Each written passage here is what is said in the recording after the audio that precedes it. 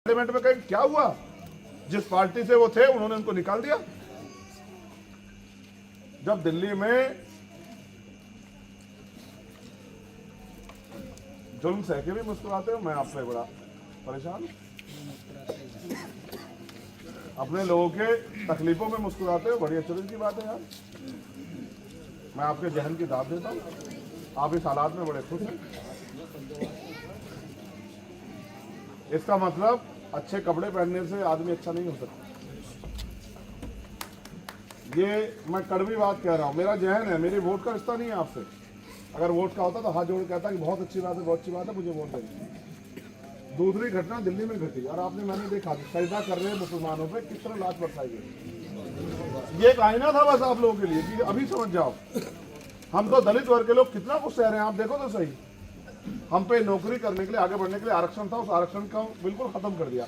जब सरकार डिपार्टमेंट रहेंगे तो सरकारी नौकरी कहाँ रहेगी? कौन हमें कुर्सी बैठने देगा? मगर संविधान तो बराबर के इजाजत देता था।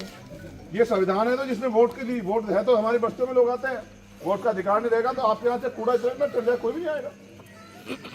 आज जो आपकी बगल भरते हैं, जो आपको टोपी पहनते हैं, आपसे टोपी आपको पहनाते हैं, वो वोट के चक्कर में तो पहनाते हैं। अगर आप महसूस करके देखो कि वोट आपसे खत्म होगी, बताओ कौन आएगा आपके मोहल्ले में? कौन आके पूछेगा आपसे क्या हाल है? अभी तो चाचा ताया करते हैं, सर पे हाथ रखवाते हैं, आपसे पगड़ी पहनाते हैं, आपकी टोपी उतार के अपने सर पे रखते हैं और फिर आपको वो दूसरी वाली टोपी पहनाते हैं और फिर 5 साल टोपी पहनाते रहते हैं। कब तक चलेगा देश में? ये चुनाव आप पे मेंबर ऑफ पार्लियामेंट बनाने का चुनाव नहीं है। ये चुनाव आप पे अपनी आवाज बनाने का चुनाव है। जिन लोगों ने ठगा उनको बताने का चुनाव है कि हम इस देश में गुलाम नहीं हैं। अगर आप हमें गुलाम समझते हो कि किसी को भी, पैसे वाले को, लंबे कुर्ते वाले को, कोट वाले को हम पे थोप दोगे और कहोगे जाओ इन्हें वोट दो, तो हम ये जानते हैं कि हमारा अच्छा बुरा कौन है, हमारा दो दुश्मन कौन है, हमारा मुफीद कौन है, हमारा मुखालिफ कौन है, ये बात हम जानते हैं। आप मुझे बताओ, ये सारे नेता यही थे ना जब एनआरसी पे कानून आया? बताओ, अपने दिल से बताओ।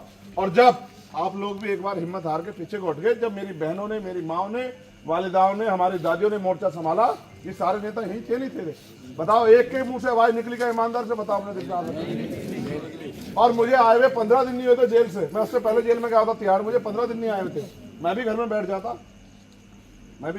लेकिन मेरे जमीन ने गवाही नहीं दी। मैंने सोचा कि अगर आज मैं इस वक्त पे नहीं खड़ा हुआ तो इतिहास मुझे माफ नहीं करेगा कि जब जुल्म हो रहा था यहाँ के कमजोरों पे और जब उनके खिलाफ कानून बनाकर उनको कुचला जा रहा था, चंद्रशेखर बैठकर तमाशा देख रहा था। भले ही मैं चिड़िया जितना हूँ, मैंने जंगल की एक कहानी सुनी थी कि एक बार जंगल में आग लग गई, वहाँ बड़े बड़े जानवर थे, सारे जानवर बैठ के तमाशा दे रहे। चिड़िया ने चोंच में पानी भरा, वो लाला के डालती, तो एक बड़ा सा हाथी हंसने लगा।